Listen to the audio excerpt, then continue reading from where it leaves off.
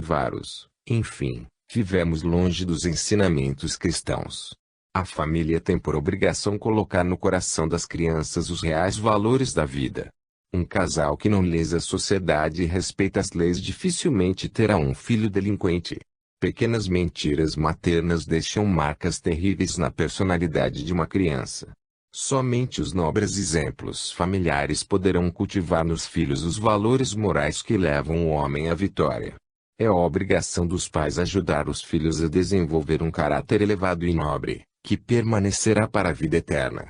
Por isso, Luiz Sérgio, poucos possuem a coragem de educar um filho, achando mais fácil interromper uma vida, buscando o aborto como solução. Como pediatra, a irmã deve presenciar tristes casos, não é verdade? Sim, meu amigo. Por isso estou lhe dizendo que são de grande proveito cursos preparatórios para o casamento e para o recebimento de um filho. Porque as casas espíritas não iniciam tais cursos. Não deixa de ser um tipo de evangelização. Tem razão. Esperamos que parta da casa espírita esse trabalho tão útil. Felicidade do ser humano. Interrompemos a conversa, porque fomos chamados por Antônia, que no departamento 16 nos aguardava. Para lá nos dirigimos e qual não foi a nossa surpresa quando reencontramos os que, junto a outros médicos, prestavam auxílio a Lelis, que me pareceu adormecida. O que aconteceu? Ela está doente. Perguntei ao Dr. Zeus. Sim. Ao decidir desligar o abortado de sua mãe, Lelis sofreu um choque. Choque? Então por que fez isso? Imaginei que ela tivesse conhecimento desse método socorrista, e tem. Lelis juntou-se a nós para efetuar tal trabalho. Confesso que não entendi, mas me calei. Lelis ressonava aí, com espanto. Percebemos que o abortado ainda estava ligado a ela. O feto abrigava-se no ventre de Lelis em busca de proteção. Aí, os médicos iniciaram a separação, aplicando passes em Lelis e Ives, o abortado. Ele adormeceu e foi sendo afastado carinhosamente. Era uma operação de amor, não uma cesariana. Ives foi retirado de Lelis. Ele, que estivera no ventre de Isabelle durante 3 meses, tinha uns 8 centímetros e pesava menos de meio quilo, isto é, quando ligado ao físico. Foi projetado um filme sobre o aborto de Ives e percebemos que ele já estava engordando, e um dos trabalhos dos médicos foi apagar esta programação da mente de Ives. Na redução perispiritual é feita uma preparação para o espírito, que fica gravada na sua casa mental, principalmente a hora do parto. No momento do aborto, quando a mulher inicia as contrações, a mente do reencarnante julga que está na hora de buscar as membranas que rodeiam o colo do útero materno, através do qual ele terá de passar, e tenta ganhar o espaço existente, da pelvis da mãe. Quando ele transpõe as frágeis membranas, percebe que ainda não possui forças para vencer todos os obstáculos e se desespera, gritando por socorro. Enquanto isso, o colo do útero se encurta e se dilata, porque é forçado e, não, natural. Contrai-se mais fortemente o fundo do que o colo permite, de tal forma que chega a maltratar o feto. Tudo isso leva o abortado ao desespero. Agora os médicos espirituais tentavam apagar tais cenas da tela mental de Ives. Enquanto se trava uma luta imensa para ajudar um espírito rejeitado, a mulher muitas vezes já está no 2º ou 3º aborto. Senti por Lelis um grande amor. Bendito o espírito que trabalha unicamente para ajudar o seu próximo. Ives foi levado para um departamento de recuperação e Lelis ali ainda permaneceria algumas horas. Retiramo-nos. Saí na frente do grupo. Queria respirar. Pensava, um aborteiro não imagina o que o espera no mundo espiritual. Ninguém deve atrapalhar as programações reencarnatórias, e o nascimento de uma criança é, para a espiritualidade, um momento de amor e respeito. Pobre Ives, quanta luta para renascer! Por quanto tempo ainda ficará perturbado? Pensei em voz alta. Esperamos que muito breve esteja apto a retornar, respondeu Micheli. Vocês vão mandá-lo de volta àquela casa de loucos? Luiz, Ives precisa de Isabelle e ela dele. Queira Deus desta vez ela encontre um parceiro digno, que a ampare e ame. Nada retruquei. Quando alcancei o jardim, um grupo de abortados cantava esta canção: Não me mate, não, Não me mate, não. Preciso viver, preciso viver. Dê-me sua mão, mãezinha. Por que não me querer? Sou tão pequeno. Preciso tanto do seu ventre de mulher. Não me mate, não. Deixe-me viver. Sou um pedaço do seu ser. Tudo me parece noite. Não me faça sofrer. Por que me quer maltratar? Só quero nascer. Venha me ajudar. Estou cansado de chamar o seu nome. Só quero ficar ao seu lado, mãezinha. Minha estrela polar, ilumine o meu cajado, na bondade do seu olhar. Não deixe ninguém me matar, me abrigue em seu lar, mãezinha.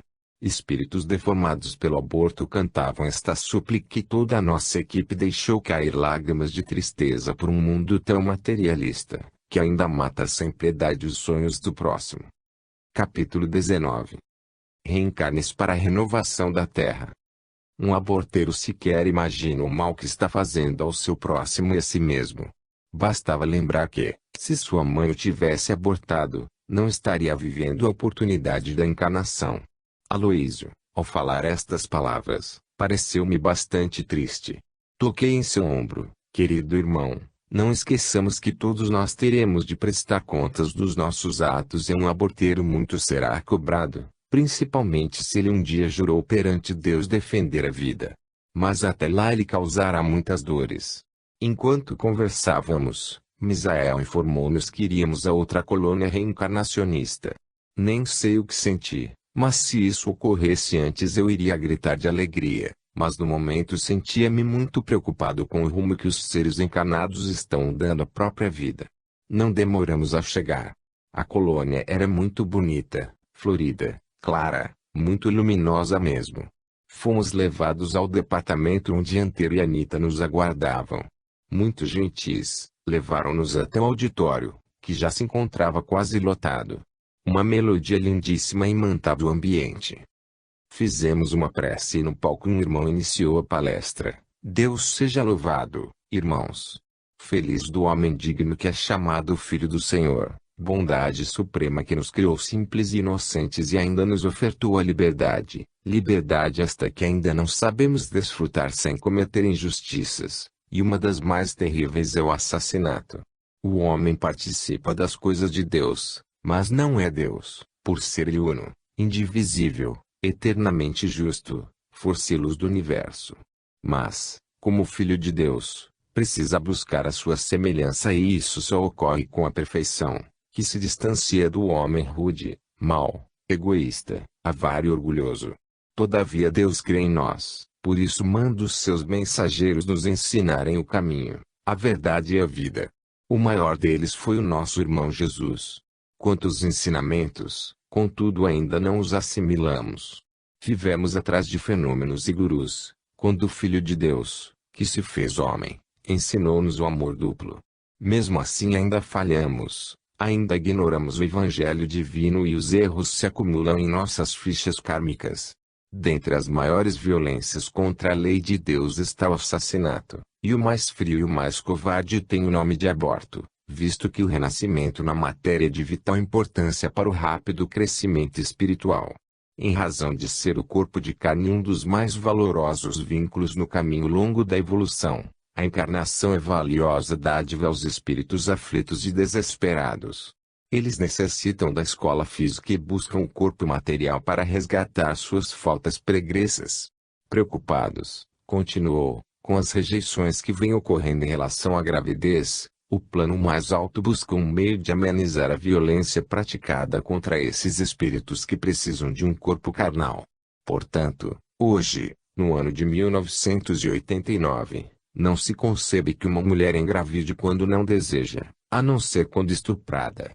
Vários métodos de limitação de filhos foram descobertos. A ciência deu à mulher meios de evitar a gravidez.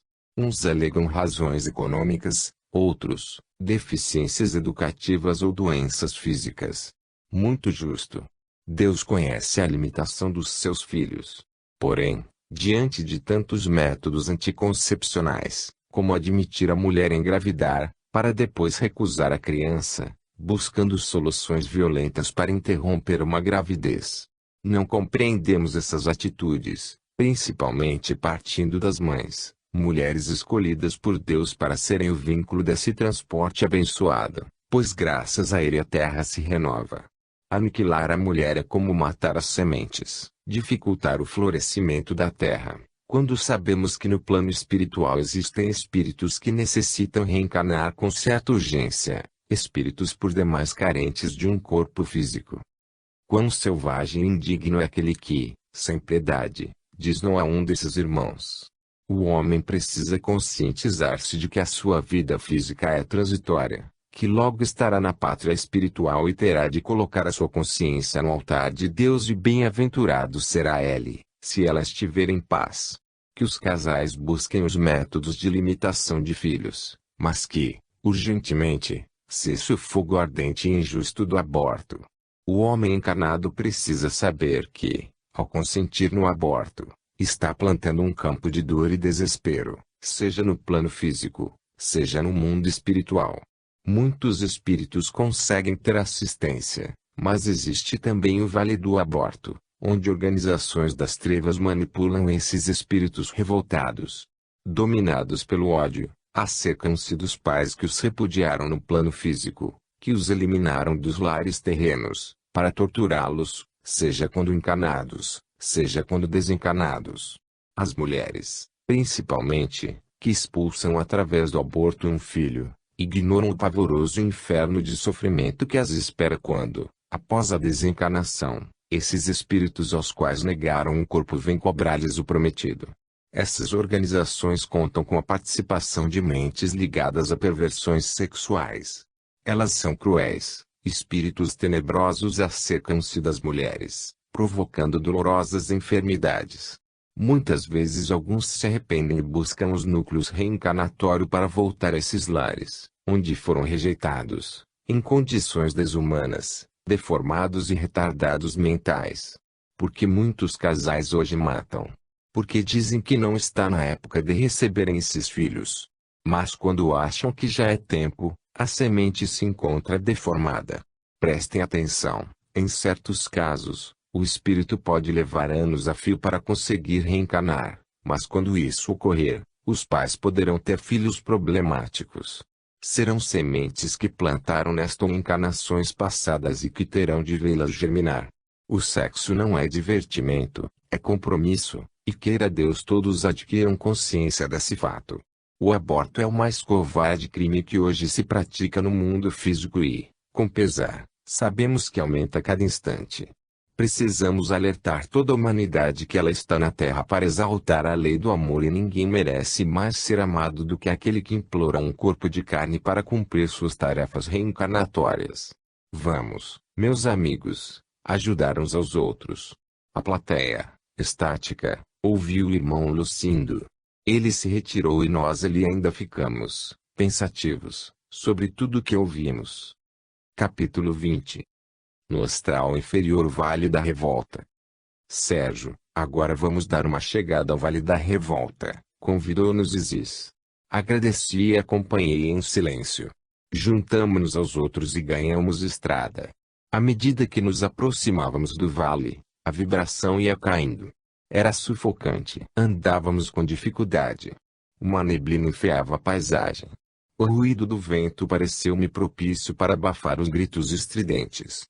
A certa altura, dentro da neblina, apareceu um ponto luminoso. Destacou-se, então, uma pequena cabana, onde Frei Quirino nos aguardava.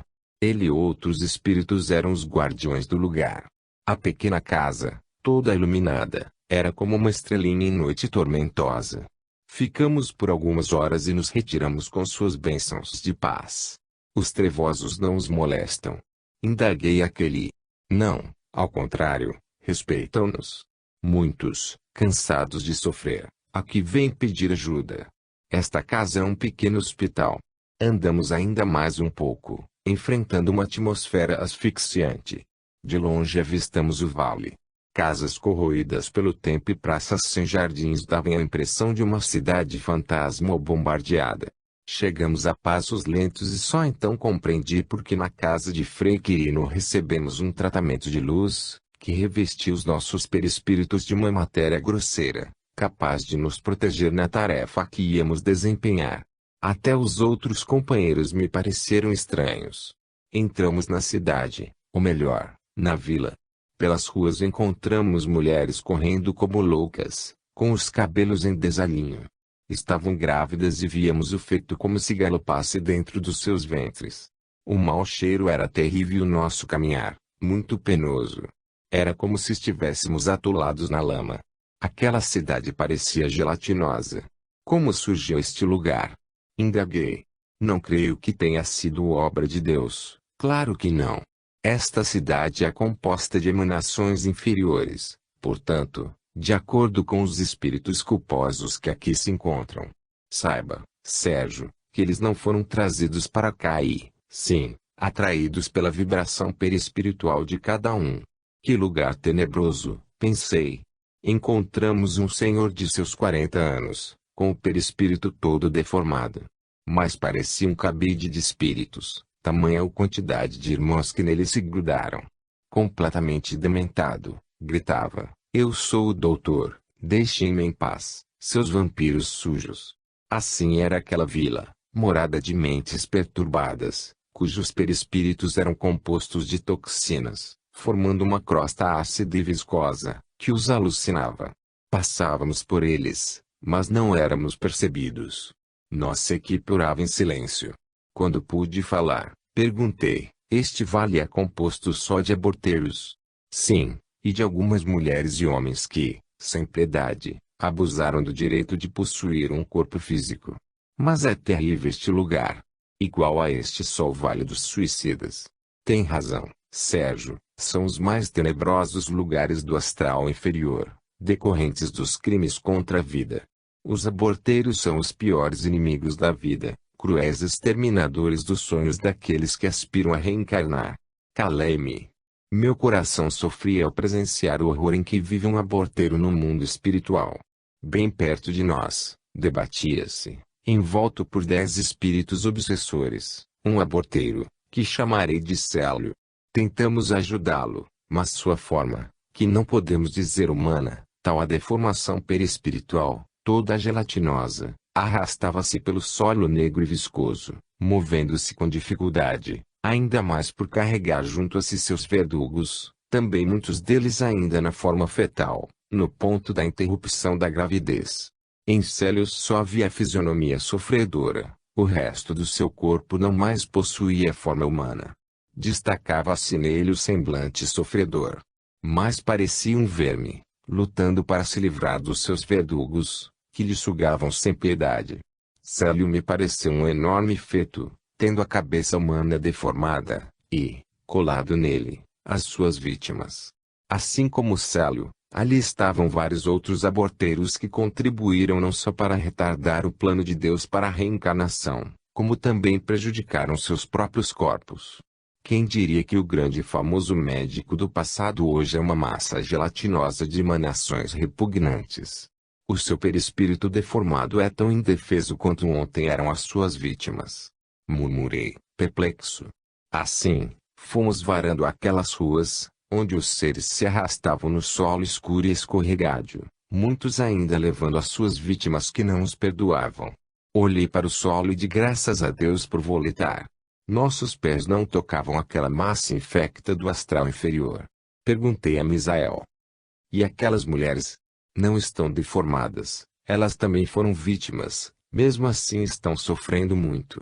Que lugar estranho, muito estranho. Aqui é pior que o inferno, pensei. Eles serão socorridos quando se reequilibrarem mentalmente. Só eles mesmos poderão nutrir positivamente os seus perispíritos. Não se esqueça de que a aura espiritual é que capta a luz do mais alto e uma mente ligada ao ódio não se alimenta de luz, e sim de vibrações baixas. É como se suas rodas energéticas estivessem queimadas, pois eles apenas se alimentam da violência do astral inferior. O perispírito vai ficando necrosado pelo desequilíbrio do espírito e a veste, que nos espíritos bons é luminosa, nesses verdugos é ácida, viscosa e informe. Enquanto conversávamos, uma ave horrível passou sobre nós, em voo rasante. "Que bicho é esse?" perguntei, assustado. Zeus respondeu: "São as aves das zonas inferiores." Perdoe-me a pergunta, mas nessa ave existe um espírito em evolução, como notamos nas várias espécies dos reinos da natureza.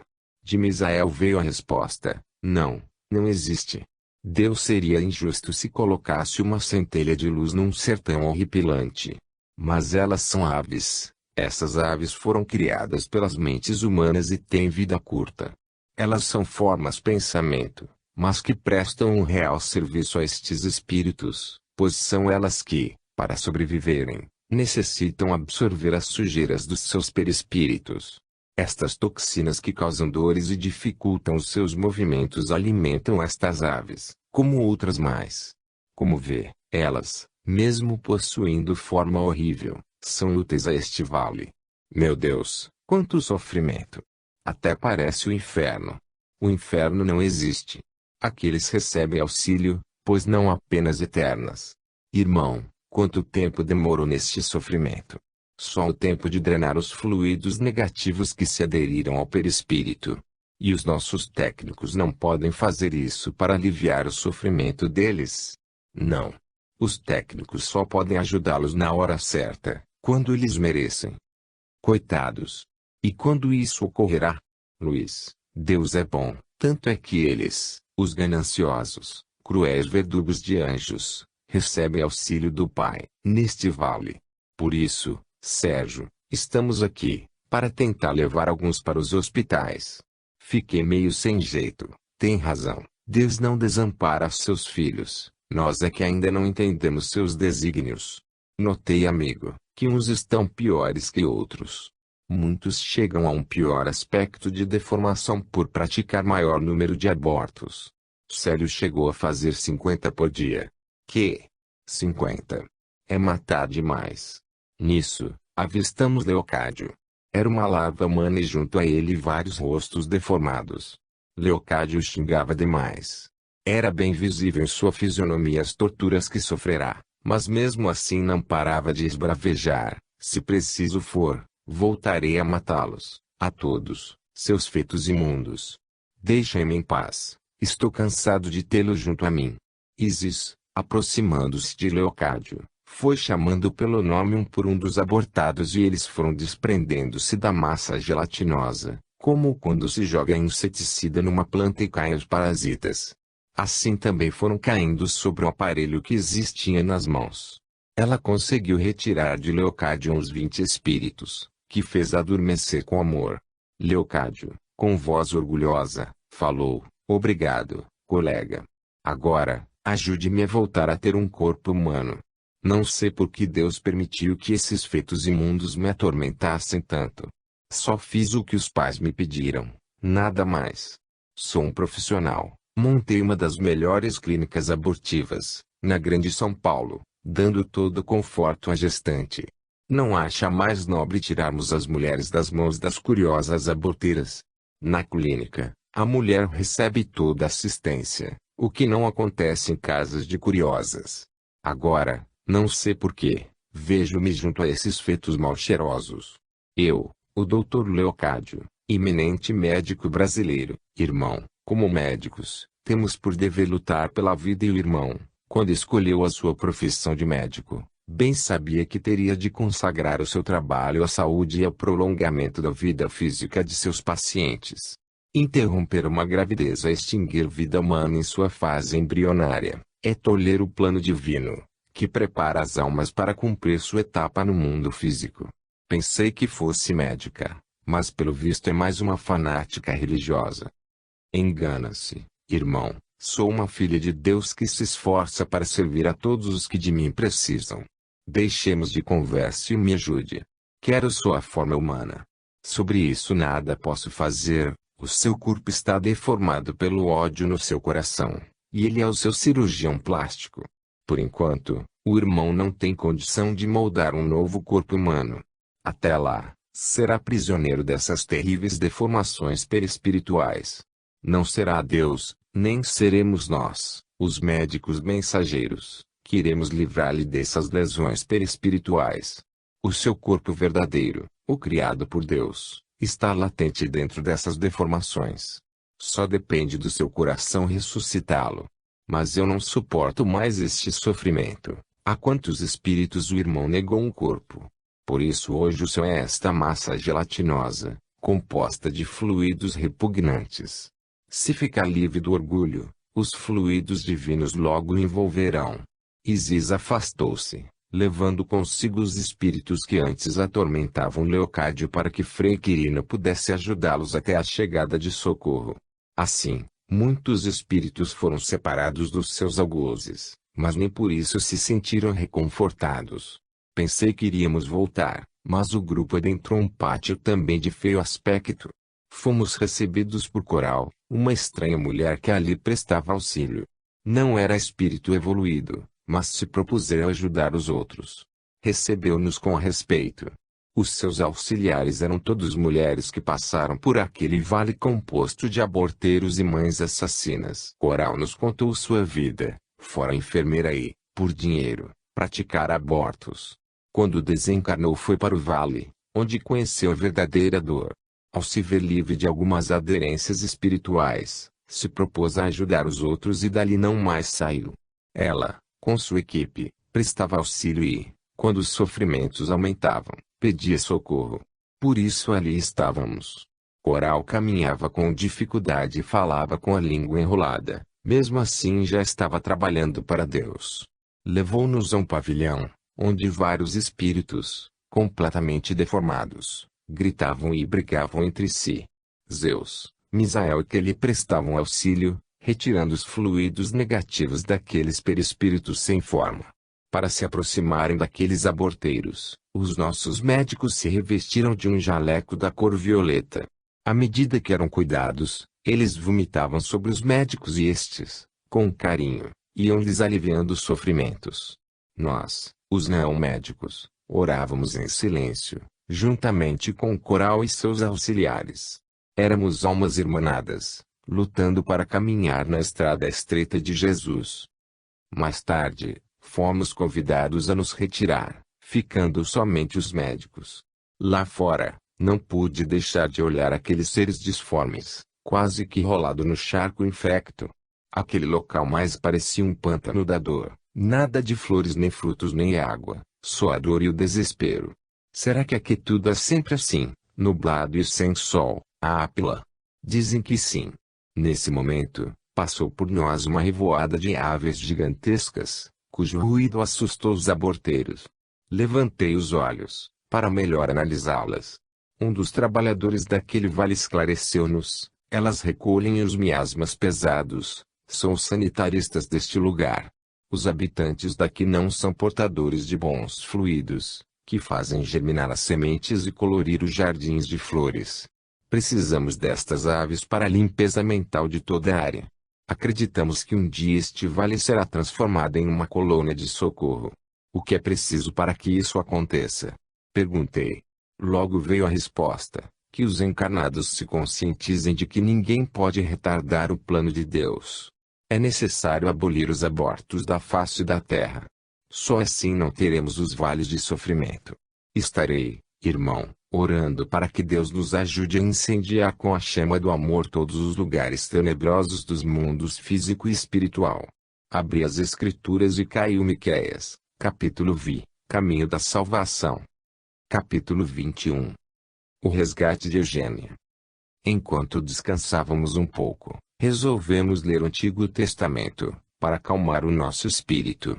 E caiu Reis, capítulo 22, versículos 19 a 23, quando Miqueias narra uma visão que dá a entender como Deus permitirá ao diabo falar por intermédio dos profetas.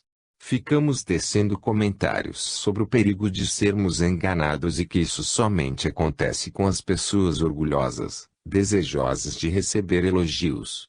Um ser humilde jamais será vítima de espíritos embusteiros. Abri, novamente, por acaso, e caiu no Apocalipse, capítulo 21, versículo 9. Esplendor e riqueza da cidade santa, vem e eu te mostrarei a noiva, a esposa do Cordeiro.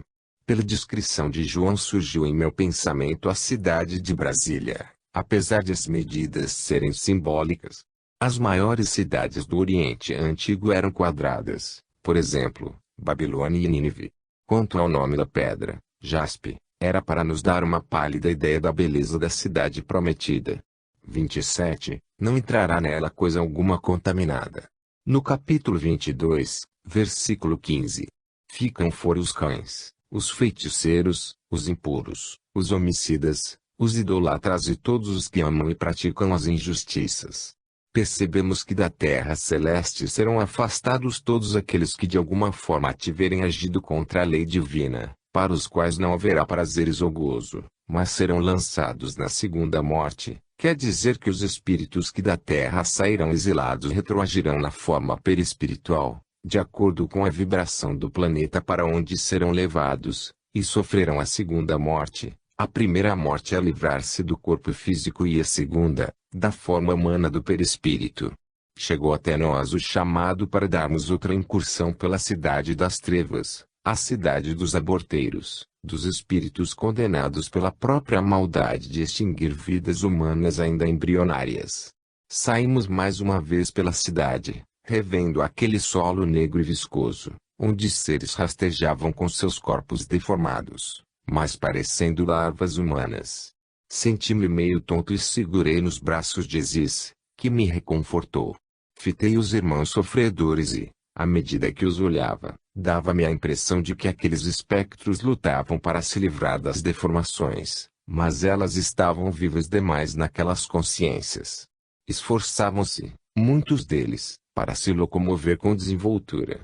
Ao perceberem nossa presença, tapavam os rostos ou cuspiam, dizendo desaforos. Já havíamos caminhado um longo percurso e eis que uma mulher, segurando as pernas de Ápila, implorou por socorro. Ajude-me, não suporto mais viver aqui, tire esses vermes do meu corpo, almejo a liberdade. Nem sei o porquê de aqui estar, junto a esses monstros.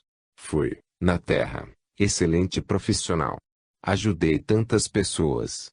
Voltamos nossa atenção para aquele corpo perispiritual informe, tendo coladas nele suas vítimas. Ninguém lhe dava ouvidos, quando, chorando, pediu, pelo amor de Deus, tire-me daqui. Estou arrependida de ter feito inúmeros abortos. Mas eu não tinha religião alguma, só valorizava as coisas materiais. Fui criada assim, sem Deus, sem amor, sem humildade. Mas diga ao Cordeiro que já me arrependo do que fiz, quero ser salva. Tire-me daqui.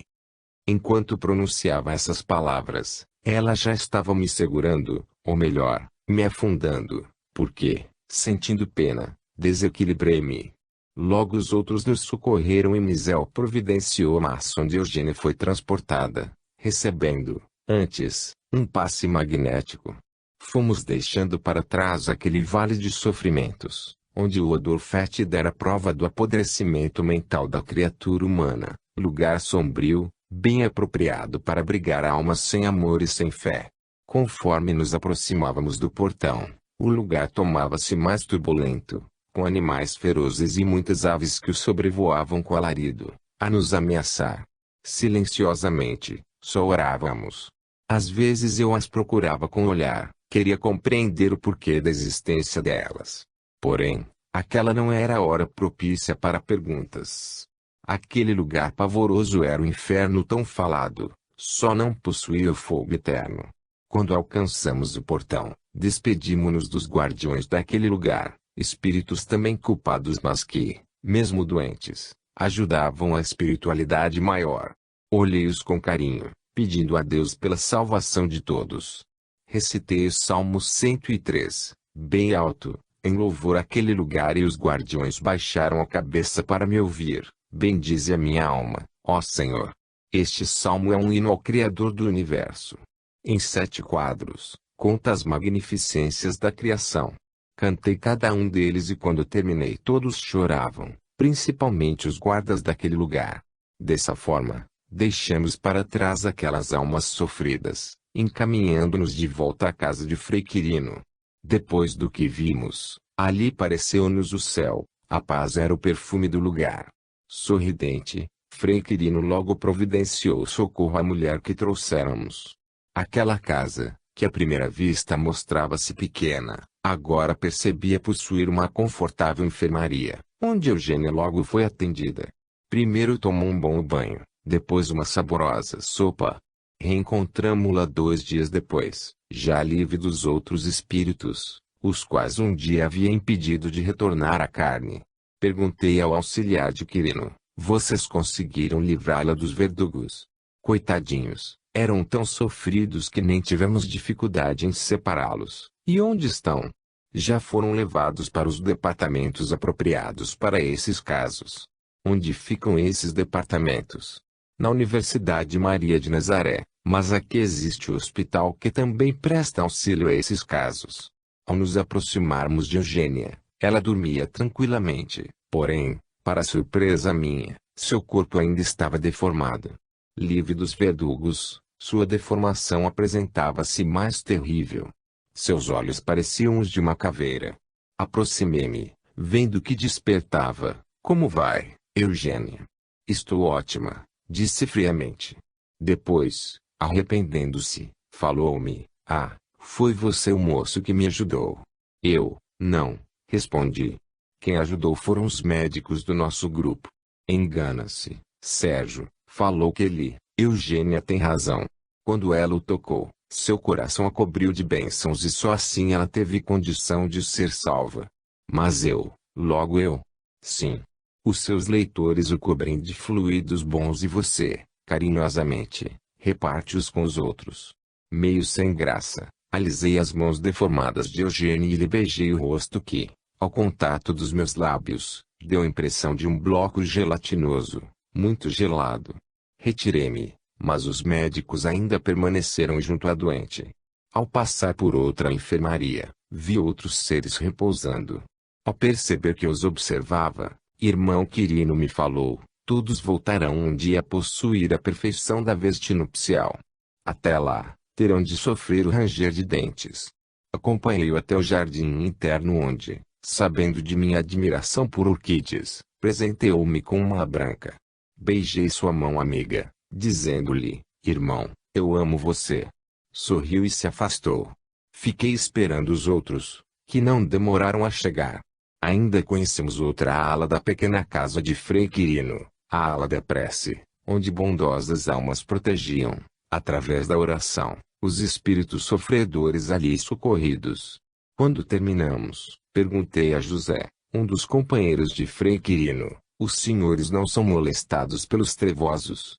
Graças a Jesus, nunca o fomos. Vivemos aqui há muito tempo e ninguém nos vem assustar. Os senhores sempre vão ao vale.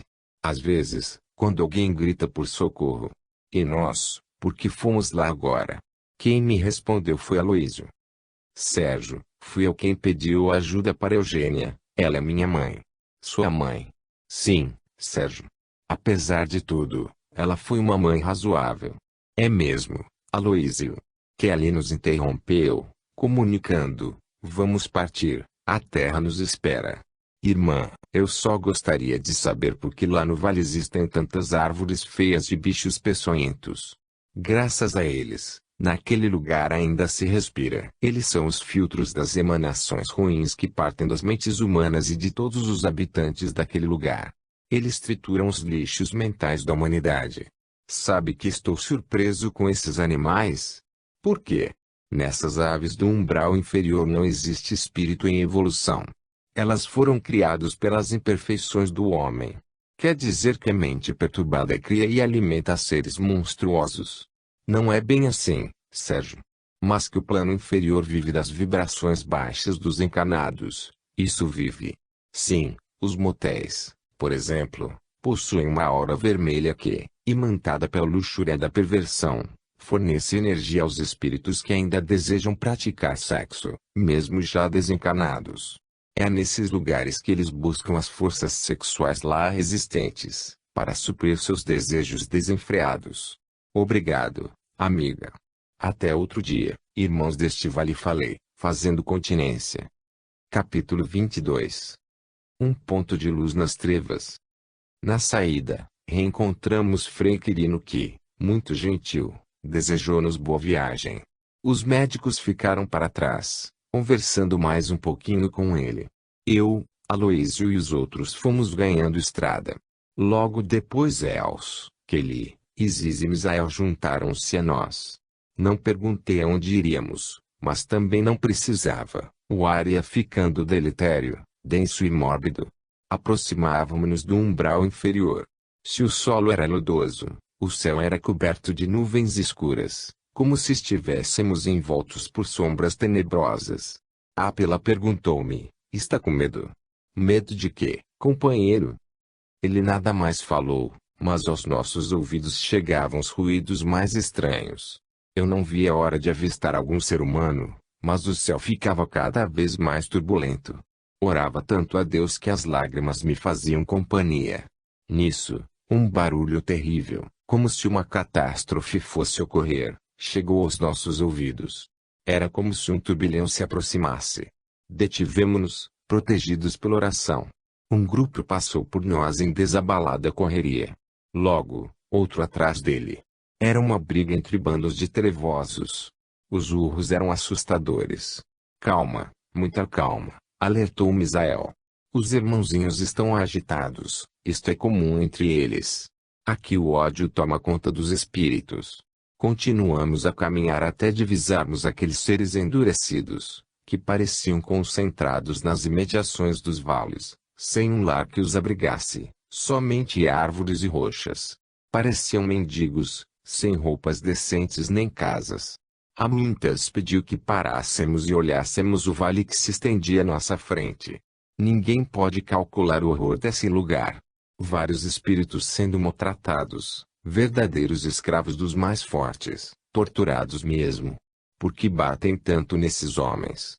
Perguntei a Amintas, porque estão vingando-se daqueles que outrora abusando da autoridade, do poder do mando e também torturavam. E que mérito têm eles para se vingar assim? Nenhum, mas para mentes sem Deus a vingança é o único meio encontrado como um ajuste de contas, por isso vampirizam suas vítimas. E o que estamos fazendo aqui?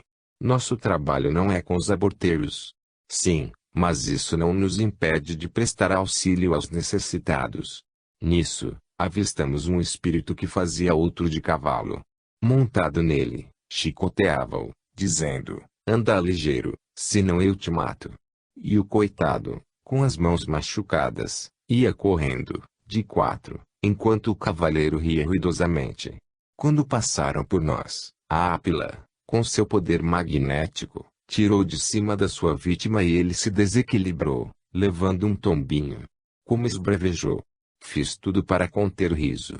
Confesso que foi muito engraçado. Aproveitando o descuido do algoz, Aloísio retirou a vítima, que aqui chamarei de Túlio, e o resguardou junto a nós. O homem, assustado, só implorava: salva-me, mensageiro de Deus, salva-me. Nem sei por que estou aqui, jamais o maltratei, somente cumpri a lei. Ninguém lhe dava atenção. Ele falava muito e só parou quando que ele lhe aplicou um passe. O outro, ao se levantar do chão, gritava tanto, chamando o guarda do lugar, que tivemos de nos abrigar mais uma vez na prece. Quando percebemos, todo o vale estava em alerta. Diziam eles: os filhos de Deus estão aqui. Mas se a guarda trevosa ficou atenta, por outro lado as vítimas daqueles espíritos tudo faziam para fugir e logo tínhamos, ao nosso redor, muitos deles, em estado desesperador. Ainda ficamos mais algumas horas. O nosso grupo já abrigava uns 15 espíritos sofredores. Pensava: como vamos sair daqui? Será que algum de nós tem experiência com este vale? Amintas respondeu-me: sempre trabalhei neste lugar. Não estamos saindo da rota de trabalho, este vale também está repleto de aborteiros. Muitos deles defenderam o aborto ou criaram leis favorecendo-o. Eles são culpados pelo extermínio de várias e várias almas que só pediam: deixem-me viver, não me matem. Além de criarem as leis e as defenderem, executaram-nas sem piedade. Hoje moram aqui, junto aos torturadores, aos exterminadores, enfim, aqueles que abusaram da autoridade.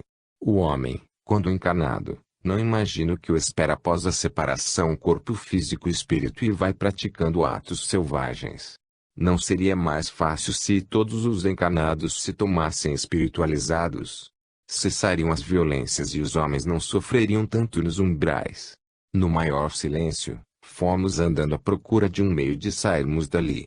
O lugar ficava cada vez mais tenebroso e os gritos, mais horrorosos. Os irmãozinhos recebiam tratamento especial e nos acompanhavam como se estivessem anestesiados. Íamos vencendo os empecilhos, ora um pântano lodoso, outras vezes insetos dos mais peçonhentos. Quando já nos aproximávamos da porta do vale, que parecia imensa rocha, uma mulher nos barrou os passos, dizendo: "Tire-me daqui, não suporto mais os torturadores." Com muita piedade, ia socorrê-la, quando me seguraram pelos braços. "Não faça isso, deixe para os encarregados do socorro."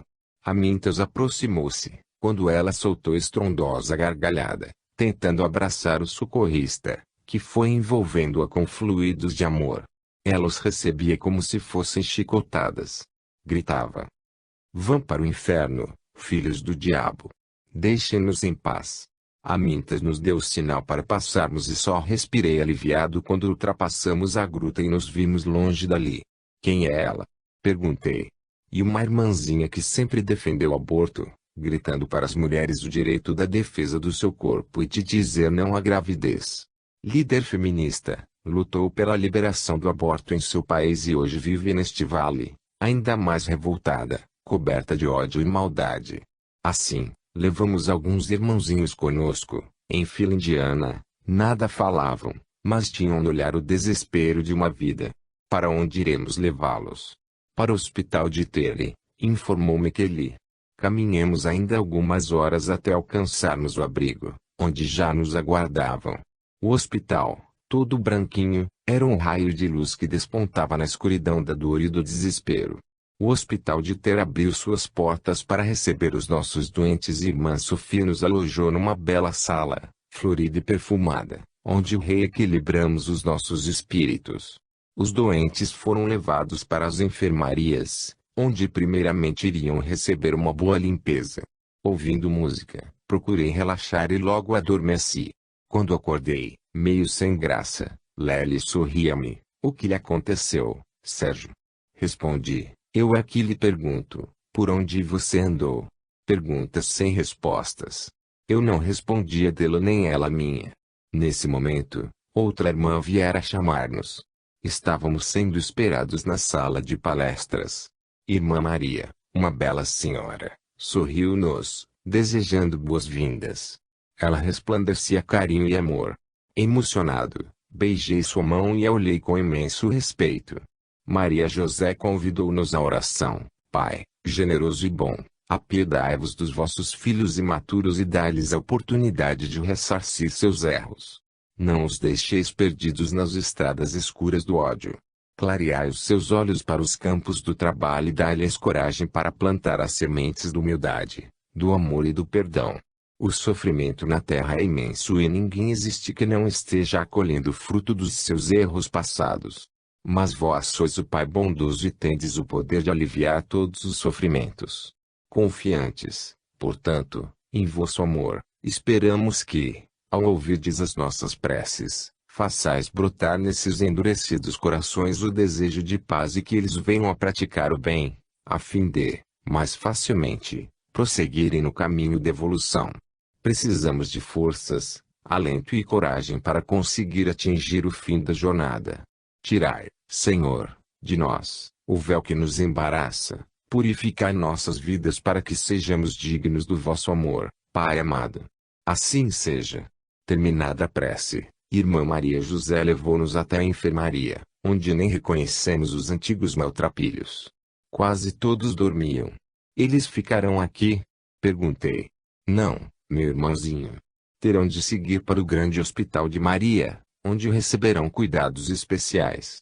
Nós somos apenas uma pequena luz no caminho, aplicamos os primeiros socorros. A irmã trabalha com muitos auxiliares. Trabalho com Sophie, Caterine, Magnólia, Paulina, Dr. Murilo e Dr. José Pitar. Que Deus os abençoe, irmã querida." Tivemos muitas elucidações e irmã Maria nos contou o que se passa naquele vale. Eles também vão até lá prestar auxílio. Quantos, no corpo físico, julgam que quem desencarna descansa? Esses espíritos lutam pelos que sofrem, dando-nos valorosas lições de amor. Irmã Maria projetou para nós um filme sobre o socorro, onde a equipe de TI prestava auxílio àqueles estranhos espíritos. Nele víamos almas torturadas, debatendo sem substância viscosa. O lugar era impressionante. Um não se importava com o outro, mas os anjos divinos tudo faziam para auxiliá-los. A irmã explicava-nos que naquele vale estavam confinados muitos espíritos esclarecidos intelectualmente, mas sem elevação moral. A morte não foi encarada como um fato normal, para eles foi um golpe terrível e fazem dos seus impulsos inferiores a razão de vida do lugar. Oferecem, uns para os outros, suas energias desequilibradas e se tornam um bando de espíritos sofridos. Naquele filme mostrado por Irmã Maria, divisamos os lugares onde não nos foi possível chegar. Quem são eles? Perguntei. Ela me respondeu, aqueles que só levam vantagem quando no corpo físico. Meus irmãos, o Vale do Sofrimento, composto de espíritos esfarrapados, esqueléticos, era uma dolorosa realidade. Irmã Sophie, aproximando-se de mim, disse, o homem tem tudo para ser feliz, mas nunca está contente com o que possui, mas depois, terá de colher o que plantou. Terminado o filme, despedimo-nos daqueles irmãos, levando no coração o amor de agradecimento a Deus, por ele um dia ter nos criado. É lamentável que o homem não reflita sobre a vida e amontoe iniquidades na sua bagagem, trazendo para o mundo espiritual uma rede de ódio e egoísmo que mantém prisioneiro nesses vales de sofrimento. Enquanto o homem não se tornar bom, existirão esses lugares tenebrosos. Volto a repetir, as casas espíritas precisam conscientizar-se da educação doutrinária. De nada adianta reerguermos templos e não curarmos almas. A doutrina é a água viva que dá ao homem encarnado passaporte para a paz. Os centros precisam ressuscitar os mortos, dando a cada frequentador a certeza de que só a caridade salva, que enquanto buscarmos as casas espíritas e continuarmos presos aos bens materiais, longe estaremos ainda de amarmos a doutrina espírita, que é o Cristo esperando por nós. Só existe obsessão porque o homem ainda não é bondoso. Se a doutrina nos ressuscitar, seremos libertados e a liberdade se chama paz. Capítulo 23. Colônia Azul, cidade e escola dos nascidos mortos. Não consigo ficar indiferente ao ver alguém sofrendo. Presenciar as consequências do erro humano foi demais. Aquele lugar mexera comigo. Pensava, por que o ser não procura viver bem, respeitando o espaço do seu próximo? Seria tudo mais fácil. Mas as pessoas gostam de sofrer, falou Lelis, novamente junto a nós. Aproximando-me de Zeus, perguntei, irmão, observei no vale que, mesmo sendo portador de pesadas vibrações, alguns espíritos volitavam. Julgava-eu que só fosse possível volitar os espíritos bons. Luiz, a volição é a conquista dos que desenvolveram poder mental, e mesmo aquele possuidor de fluidos pesados, devido à sua baixa vibração, pode volitar se já desenvolveu sua potência mental. Se o irmão prestou atenção, percebeu que volitam com dificuldade, a imperfeição cortou suas asas. Mas em um lugar onde muitos se arrastam, é uma glória dar um voo, mesmo que rasante. Sabe, Zeus, eu ainda sinto dificuldade em volitar, gostaria que me desse uma aula para transmitir aos meus leitores. A volição se processa através da ação dinâmica da vontade, é ela que atua sobre a energia mental. Para isso, precisamos educar a mente.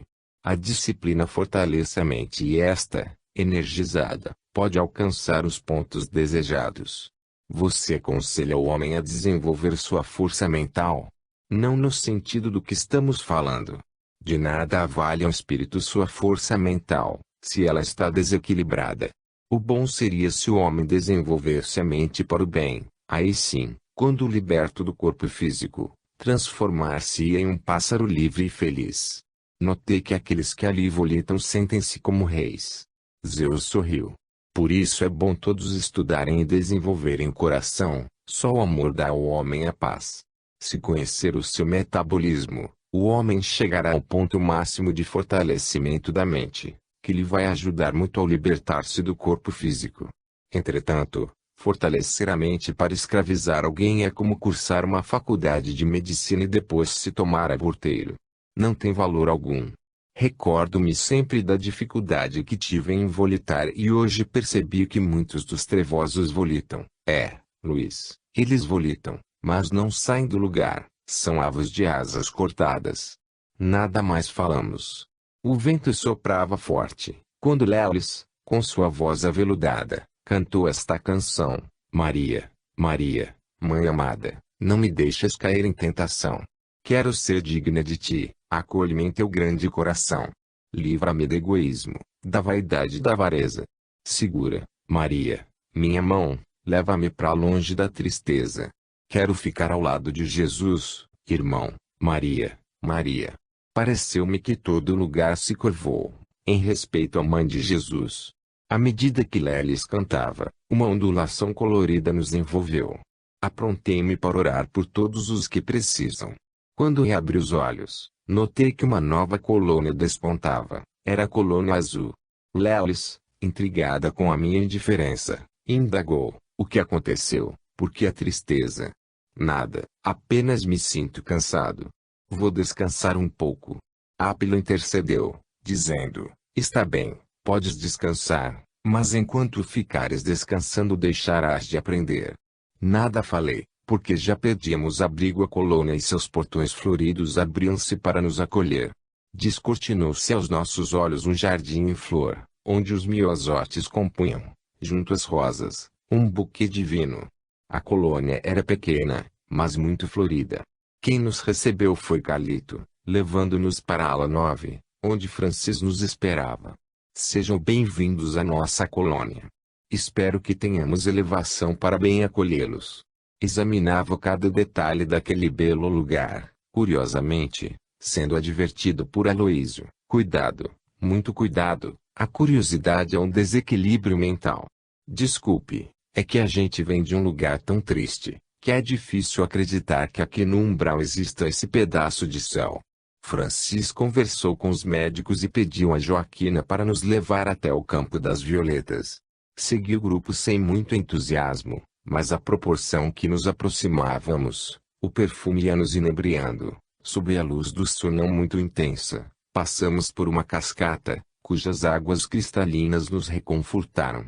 Todos estavam alegres, só eu não estava bem. A tristeza me corroía o coração. Permaneciam em minha casa mental as fisionomias desesperadas do vale. Misael me aplicou um passe e logo me vi livre da tristeza. Chegando ao local das violetas azuis, fomos bem recebidos por Constança, que nos dava explicações de tudo. O salão era composto de muitos berços e carros de bebê. As crianças eram bem pequenas, mas muito bem tratadas pelas enfermeiras. Estava curioso para saber algo sobre elas. Quando o irmão Lourenço esclareceu, estes irmãos foram abortados inconscientemente pelas mães por excesso de medicamentos, fraqueza uterina ou mesmo câncer, ou a própria vontade dos bebês que não queriam voltar à carne. E pode isso ocorrer?